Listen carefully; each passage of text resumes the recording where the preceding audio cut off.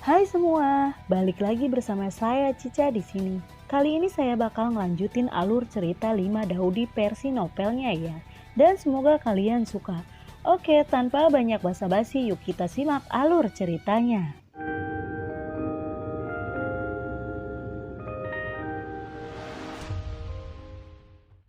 Di cerita sebelumnya, setelah Kaisar Yen memisahkan diri, banyak perubahan terjadi di benua Dauki.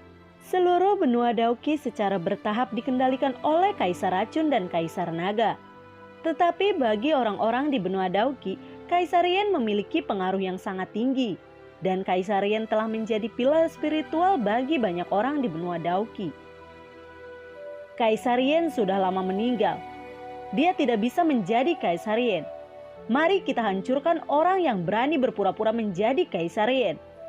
Xie Guanming berteriak dan segera memimpin banyak orang untuk menyerang Xiao Yan. Seorang suci yang bertarung, berani menjadi sombong di depanku, ucap dari Xiao Yan. Kemudian dia melangkah maju perlahan. Pada saat ini dia tampak seperti penguasa dunia ini. Daudi merasakan tekanan mengerikan yang menyebar dari Xiao Yan. Orang-orang kuat yang menyerang Xiao Yan segera menghentikan tubuh mereka. Dan wajah mereka penuh dengan keterkejutan dan ketakutan. Dia benar-benar seorang Daudi. Semuanya, lari! Xie Guanming berteriak. Tanpa ragu-ragu, dia dengan cepat memotong kekosongan dan ingin melarikan diri ke lubang cacing. Tetapi dia terkejut menemukan bahwa dia telah kehilangan kemampuan untuk merobek ruang. Dia segera melarikan diri ke kejauhan, yang lain juga mengikuti. Melihat orang-orang yang melarikan diri, Xiao Yan mengetuk kehampaan, dan mereka semua terkejut bahwa ruang di sekitar mereka benar-benar dipenjara, dan mereka tidak bisa bergerak. Mudah bagi Daudi untuk memenjarakan Dao Jun yang kuat, tetapi tidak mudah untuk memenjarakan Dao Sheng yang kuat. Namun Xiao Yan melakukannya dengan mudah, yang menunjukkan bahwa Xiao Yan telah melampaui Daudi biasa. Pikiran Xiao Yan bergerak, dan seluruh langit tiba-tiba terbakar habis. Api mengamuk di langit, dan semua orang di langit terbakar menjadi abu. Xiao Yan kecil terkejut. Xiao Yan benar-benar memusnahkan semua musuh yang menakutkan dalam waktu sesingkat itu. Xiao Yan mendatangi Xiao Yan kecil dan berkata, "Ayo kita pergi dan kembali." Xiao Yan kecil lalu bertanya dengan semangat, "Apakah kamu benar-benar idolaku?" "Paman Yen," ucap dari Xiao Yan kecil. "Paman Yen," ucap dari Xiao Yan. "Tentu saja, kamu adalah paman Yenku, karena ayahku adalah Xiao Li," ucap dari Xiao Yan kecil. Ekspresi Xiao Yan tiba-tiba menjadi gelap, dan dia berkata dengan sedih, "Kamu adalah putra Xiao Li." Xiao Yan sedikit terkejut dan bersemangat. Tidak heran dia merasakan garis keturunan Daudi di klan Xiao dari Xiao Yan kecil sebelumnya. Ternyata dia adalah putra Xiao Li. Xiao Yan kecil lalu mengangguk. Xiao Yan terus bertanya, "Bagaimana dengan ayahmu? Di mana dia sekarang?" Xiao Yan kecil berkata dengan sangat sedih, "Ayahku meninggal dan dibunuh oleh seseorang." "Siapa yang membunuhnya?" ucap dari Xiao Yan. "Dia adalah pengkhianat besar keluarga Xiao, Kaisar Naga Xiao Yichen," ucap dari Xiao Yan kecil. "Xiao Yichen lagi." Mata Xiao Yan melonjak dengan niat membunuh. Sejak dia kembali ke benua Dauki, Xiao Yichen adalah orang yang paling sering dia dengar dan dibicarakan orang-orang. Xiao Yichen ini tidak hanya mengendalikan aliansi Yen yang dia dirikan, tetapi juga mengendalikan klan Xiao di wilayah Sudut Hitam dan Pavilion King Yun. Hampir semua kekuatan yang dia ciptakan sekarang berada di bawah kendali Xiao Yichen. "Katakan sekarang, apa yang terjadi?" ucap dari Xiao Yan. Dia sangat ingin tahu apa yang terjadi pada benua Dauki dalam beberapa dekade terakhir. "Paman Yen, aku juga tidak tahu tentang ini. Jika kamu ingin tahu, tanyakan saja pada guruku," ucap dari Xiao Yan kecil. Xiao Yan segera membawa Xiao Yan kecil kembali ke gubuk jerami. Setelah wanita yang terluka itu meminum pil obat Xiao Yan, dia jauh lebih baik. Melihat Xiao Yan kembali, wanita itu lalu berkata, "Guru, kamu akhirnya kembali." Meskipun dia belum melihat pertempuran Xiao Yan sekarang, dengan persepsi Dao Shengnya, dia sudah tahu bahwa pria di depannya adalah gurunya. "Kamu memanggilku guru?" Mendengar ini Xiao Yan terkejut. "Guru, aku Yao Kuan. Apakah Anda ingat?" Ucap dari Yao Kuan. Setelah mendengarkan kata-kata Yao Kuan, Xiao Yan samar-samar mengenali bahwa wanita di depannya sebenarnya adalah muridnya, Yao Kuan. Tidak heran dia tampak begitu akrab ketika dia melihatnya. Bagaimanapun meskipun Yao Kuan adalah muridnya, Yao Lao yang selalu mengajarinya, dan dia tidak mengajarinya apapun. Mereka berdua tidak bertemu selama beberapa dekade, jadi dia tidak mengenalinya sebelumnya. "Guru, kamu akhirnya kembali." Yao Kuan menangis dengan air mata mengalir di wajahnya. Selama bertahun-tahun, seluruh benua Daoqi berada dalam kesulitan. Beberapa dari mereka berharap penyelamat benua Daoqi Kaisar Yan mereka dapat kembali ke benua Daoqi dan menyelamatkan mereka. Sekarang Kaisar Yan benar-benar kembali. Kali ini benua Daoqi akhirnya terselamatkan. Apa yang terjadi dengan benua Daoqi selama ini? Mengapa seluruh benua Daoqi benar-benar berubah? Ucap dari Xiao Yan. "Guru, aku akan memberitahumu semua kebenaran tentang ini. Dan hanya kamu yang bisa menyelamatkan benua Daoqi." Ucap dari Yao Kuan. Seperti ini. 5 kaisar menerobos langit. Setelah 5 kaisar pergi, tidak ada lagi Daudi di benua Daoqi ini. Seluruh benua Daoqi masih penuh dengan kemegahan dan masih penuh dengan para jenius. Namun setahun setelah 5 kaisar menerobos langit, sebuah peristiwa besar terjadi yang mengejutkan seluruh benua Daoqi. Dan peristiwa besar ini mengubah nasib benua Daoqi dan juga menyebabkan benua Daoqi jatuh ke dalam kesulitan. Suatu hari sebuah penglihatan tiba-tiba muncul di langit, di atas benua Daoqi. Seluruh benua Daoqi tiba-tiba diselimuti awan gelap. Dan tempat di mana penglihatan paling intens adalah Kekaisaran Jiama. Pada hari itu, awan gelap Kekaisaran Jiama menutupi matahari dan suasananya suram. Petir menyambar di langit, seolah-olah badai akan datang. Tapi bukan ini masalahnya. Hari itu tidak hujan. Dan aku melihat bahwa di awan gelap, kehampaan tiba-tiba pecah. Dan cahaya keemasan tiba-tiba jatuh ke arah pegunungan binatang iblis. Setelah cahaya keemasan jatuh, paksaan yang sangat menakutkan tiba-tiba menyebar dari daerah itu. Dan paksaan itu membuat seluruh benua Daoqi bergetar. Tidak ada yang tahu persis apa yang terjadi hari itu. Tetapi pada hari itu, hampir semua orang tahu bahwa Kaisar Daudi lainnya muncul di benua Daoqi. Kaisar Racun, Dokter Peri Kecil. Dokter Peri Kecil yang menjadi Kaisar Dou tampaknya telah berubah. Dia yang baik sebelumnya tiba-tiba menjadi berdarah dingin, kejam, dan haus darah. Dia mendirikan sekte yang disebut sekte racun, dan dia menyebut dirinya Kaisar Racun. Sebuah bencana yang menyapu seluruh benua Daoqi mendekat. Xiao Yixian memimpin sekte racun untuk melakukan ekspedisi dari selatan ke utara dan segera menduduki banyak wilayah di benua Daoqi, kecuali Ligayen dari Kekaisaran Jiama, klan Xiao di Heijiaoyu, dan Pavilion King Yun di Zhongzhou yang awalnya milik Kaisar Yan. Tempat lainnya dikendalikan oleh Kaisar Racun. Dalam lebih dari 10 tahun, Kaisar Yan meninggalkan benua Daoqi. Orang lain meningkat pesat di benua Daoqi. Hanya dalam belasan tahun, ia menjadi Kaisar Dou lain setelah Kaisar Racun. Orang itu adalah Kaisar Naga Xiao Yichen. Xiao Yichen awalnya adalah anggota paling umum dari klan Xiao. Dalam ujian klan Xiao, Xiao Yichen menonjol dan menunjukkan bakat yang sangat bagus. Karena bakat Xiao Yichen yang luar biasa, dia juga terpilih sebagai murid inti keluarga Xiao dan menjadi fokus pelatihan keluarga.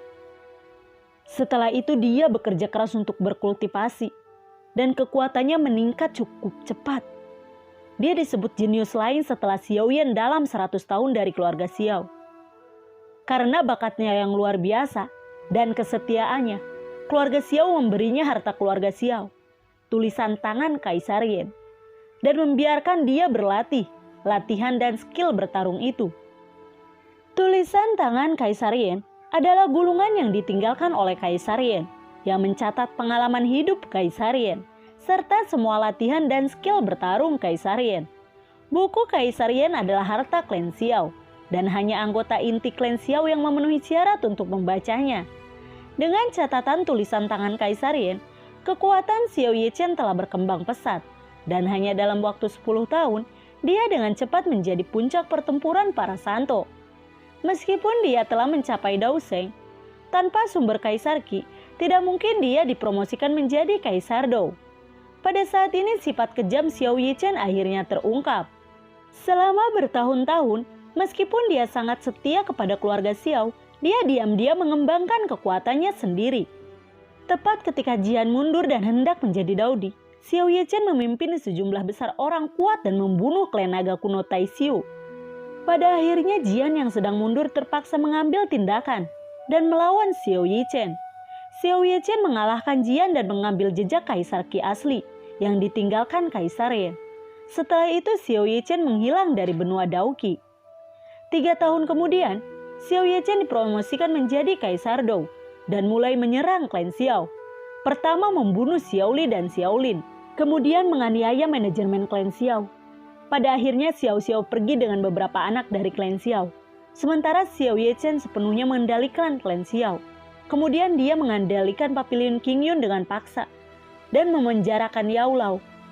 Setelah itu klan Xiao di domain sudut hitam, aliansi Yan dari Kekaisaran Jiama, dan pasukan lain yang awalnya milik Kaisar Yan segera berada di bawah kendalinya. Pada saat ini benua Daoqi telah menjadi situasi di mana Kaisar Racun dan Kaisar Naga membagi dunia secara merata. Sejak Xiao Yichen mengendalikan semua pasukan Kaisar Yan, Xiao Yichen mulai membalas dendam dan membunuh semua orang yang terkait dengan Kaisar Yan. Banyak kerabat dekat dan teman Kaisar Yan meninggal di tangan Xiao Yichen. Dan Xiao Xiao, Yun, Jian, dan rekan Kaisar Yan lainnya mulai bersatu. Mereka memimpin banyak pengikut Kaisar Yan untuk berperang melawan pasukan Xiao Yichen. Kedua belah pihak memulai pertempuran yang berlangsung selama lebih dari 10 tahun. Pertempuran antara kedua belah pihak seringkali mengakibatkan banyak korban di pihak Xiao Xiao. Belakangan Yun memberanikan diri memasuki gerbang hidup dan mati, yang ditinggalkan Yun Lanjong untuk menggali rahasia dipromosikan menjadi Daodi. Gerbang hidup dan mati Yun Lanjong memiliki 9 gerbang, dan dikatakan bahwa gerbang ke-9 menyimpan rahasia dipromosikan menjadi Daodi. Tetapi ada banyak bahaya di gerbang hidup dan mati, dan tidak ada yang pernah bisa memasuki gerbang ke-9. Namun demi dunia dan melawan Xiao Yichen, Yun harus mengambil resiko dan memasuki Brahman, gerbang hidup dan mati. 2 tahun kemudian, Yun berhasil keluar dari gerbang hidup dan mati, dan menjadi kaisar petarung sejati. Setelah menjadi Daodi, Yun memimpin semua orang untuk mendirikan markas di bagian selatan benua Daoqi, dan menggunakan ini sebagai benteng untuk melawan pasukan yang dipimpin oleh Xiao Yichen. Pada titik ini, seluruh benua Daoqi telah menjadi dunia berujung 3. Di antara mereka, sekte racun yang dipimpin oleh Kaisar Racun menempati wilayah terbesar di benua Daoqi. Kedua pavilion Starfall yang dipimpin oleh Kaisar Naga. Selain semua kekuatan yang awalnya milik Kaisar Yan, Xiao Yichen juga mengendalikan banyak kekuatan lainnya. Pasukan yang dipimpin oleh Yun dan Xiao Xiao adalah yang terlemah dari ketiganya. Mereka dipaksa untuk menduduki benua selatan yang tandus dan terpencil, menyaingi 2 kekuatan besar lainnya. Namun dalam pertempuran yang tak terhitung jumlahnya, kekuatan Yun dan Xiao Xiao menjadi semakin lemah, dan Xiao Yichen terus memimpin pasukan yang kuat untuk mengepung dan menekan kekuatan Yun dan Xiao Xiao. Meski Yun juga dipromosikan menjadi Daodi, kekuatan Yun masih bukan lawan Xiao Yichen. Pada akhirnya Xiao Yichen memimpin pasukan besar dan menjebak Xiao Xiao, Yun dan yang lainnya di pegunungan yang disebut Puncak Heimu. Kedua belah pihak saling berhadapan di sini. Setelah mendengarkan cerita Yao Kuan, wajah Xiao Yan menjadi marah dan niat membunuh muncul di matanya. Xiao Yan lalu bertanya, "Jadi Yun dan yang lainnya sekarang bertarung melawan Xiao Yichen di Puncak Heimu?" ucap dari Xiao Yan. Itu benar. Guru, kita harus bergegas secepat mungkin. Jika terlambat, pasukan kita akan musnah, ucap dari Yao Kuan. Belum terlambat. Ayo kita pergi sekarang, ucap Xiao Yan. Guru, sebentar. Aku terluka. Xiao Yan kecil dan Xiao Qing terlalu lemah untuk terbang jika waktu yang lama, ucap dari Yao Kuan. Jika kamu mau, ayo pergi bersamaku. Kamu tidak perlu khawatir tentang masalah itu. Karena aku ingin membawamu pergi, aku tentu punya solusi, ucap dari Xiao Yan. Dengan gerakan telapak tangan Xiao Yan, perahu roh terbang keluar dari dunia batinnya dan berubah menjadi kapal yang indah. Melihat perahu roh di depan mereka, Yao Kuan, Xiao Yan kecil, dan Xiao Qing terkejut. Mereka tidak pernah berpikir bahwa akan ada perahu yang begitu indah di dunia. Ayo kita pergi. Xiao Yan tersenyum dan memimpin terbang ke perahu roh. Setelah itu Yao Kuan, Xiao Yan kecil, dan Xiao Qing juga terbang di atas perahu roh satu demi satu. Ketika mereka melihat Ling Er muncul, mereka tidak bisa menahan perasaan takjub. Xiao Yan segera menginstruksikan Ling Er untuk membuka perahu roh. Ling Er segera membuka perahu roh. Perahu roh menerobos kehampaan dan memasuki lubang cacing. Benua Dauki bagian selatan sangat luas. Sebagian besar merupakan daerah primitif yang belum dikembangkan oleh manusia. Di daerah primitif ini, ada pegunungan yang sangat luas yang disebut pegunungan kayu hitam. Pepohonan di pegunungan ini semuanya berwarna hitam, dan pegunungan ini terkenal akan hal ini. Puncak utama pegunungan kayu hitam disebut Puncak Kayu Hitam, yang juga merupakan markas besar tempat Yun Yun, Xiao Xiao, dan yang lainnya mendirikan markas mereka selama bertahun-tahun. Di atas Puncak Kayu Hitam ada aula besar. Pada saat ini ada banyak orang yang duduk di aula. Di aula ada wajah-wajah yang akrab. Yun Yun, Xiao Xiao, Jian, Xiao Ding. Banyak teman dan kerabat Kaisar Yan dari masa lalu berkumpul di aula. Yun Yun lalu berkata, Xiao Yichen telah memimpin pasukan untuk mengepung Puncak Kayu Hitam. Apa yang harus kita lakukan? Ucap dari Yun Yun. Itu benar-benar tidak berhasil. Kita bertarung. Bahkan jika kita mati, kita harus menarik beberapa orang kembali. Ucap dari Xiao Ding. Selama bertahun-tahun, Xiao Yichen telah membunuh kerabatnya, ayahnya, Xiao Zhan, saudara keduanya Xiao Li, dan putra Xiao Yan, Xiao Lin. Semuanya tewas di tangan Xiao Yichen. Oleh karena itu dia sangat membenci Xiao Yichen. Selama bertahun-tahun, mereka dan pasukan Xiao Yichen telah bertempur ribuan kali. Meskipun mereka kalah lebih banyak dan menang lebih sedikit, mereka tidak pernah jatuh ke dalam bahaya pemusnahan seperti sekarang ini. Xiao Yichen adalah kekuatan Daudi, dan pasukan Xiao Yichen bahkan lebih kuat, dan ada banyak Daoseng yang kuat. Begitu musuh melancarkan serangan, sulit bagi mereka untuk melawan, dan ini adalah pertempuran yang sangat sulit. Semua orang bergadang semalaman untuk mendiskusikan tindakan pencegahan. Di pagi hari berikutnya, semua orang meninggalkan aula untuk menghadapi pertempuran menentukan yang akan datang. Hari ini akan menjadi pertempuran terakhir mereka dengan Xiao Yichen. Duar!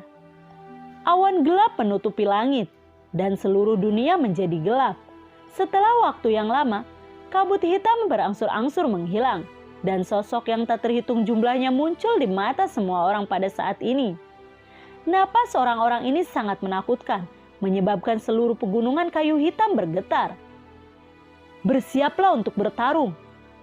Di samping Yun Yun, seorang wanita berbaju merah berteriak dengan tajam. Wanita ini adalah putri Xiao Yan, Xiao Xiao. Xiao Xiao sudah menjadi kekuatan Daojong. Ketika dia memperoleh darah Kaisar Dou, bakat Xiao Xiao tidak lebih lemah dari ayahnya.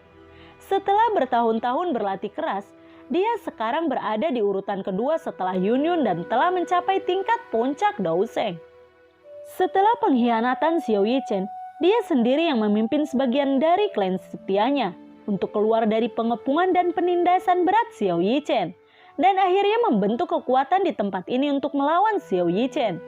Di antara kerumunan musuh, seorang pria berbaju putih keluar perlahan menghadap Yun Yun Xiao Xiao, dan yang lainnya di kejauhan. Orang ini adalah Kaisar Naga, Xiao Yichen. Melihat Yun Yun berdiri diam di kehampaan, mata Xiao Yichen bersinar dengan tatapan jahat. Dia tertawa dan berkata, "Hahaha, Yun Yun, jangan melawan. Kamu bukan lawanku. Jika kamu mematuhiku, menjadi wanitaku, aku akan menyelamatkanmu dari kematian. Jika tidak, tak tahu malu."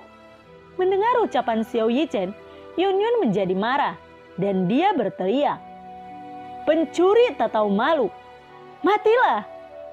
Yun Yun memegang pedang panjang di tangannya dan pedang itu berubah menjadi sambaran petir menyerang Xiao Yichen. "Semua orang, dengarkan perintahku dan mulai menyerang!" Teriakan Xiao Yichen bergema perlahan dan kemudian sosok yang tak terhitung jumlahnya bergegas ke depan. Setelah memberi perintah, Xiao Yichen menyapa Yun Yun. "Bunuh! Bunuh! Bunuh!" Untuk sesaat, jeritan pembunuhan yang menghancurkan bumi tiba-tiba bergema dari bagian langit. Dan bumi ini, dan seluruh bumi bergetar pada saat ini. Tentara kedua kekuatan membawa pembunuhan yang menghancurkan langit dan bergegas menuju musuh. Suara pembunuhan mengguncang langit, dan ki pertempuran meledak. Sosok-sosok padat bertabrakan dan bertarung dengan panik, dan fluktuasi energi yang mengerikan mengamuk dengan liar. Tidak ada yang bisa menjamin bahwa mereka akan selamat dari pertempuran ini. Bahkan jika itu adalah santo petarung yang kuat, jika dia ceroboh, hanya bisa berakhir dengan jatuh di tempat. Perang yang tragis dan tak tertandingi sedang berlangsung di dunia ini. Lalu, bagaimanakah kelanjutan ceritanya? Nantikan video Cica selanjutnya ya. Bagi kalian yang suka akan alur cerita yang Cica bawain, kalian bisa like, komen, share ke teman-teman kalian ya. Cica ucapin terima kasih juga buat kalian yang udah mensupport Cica lewat link Saweria di bawah kolom deskripsi. Dan semoga sehat selalu ya buat kalian. Cica mohon pamit dan assalamualaikum, dadah.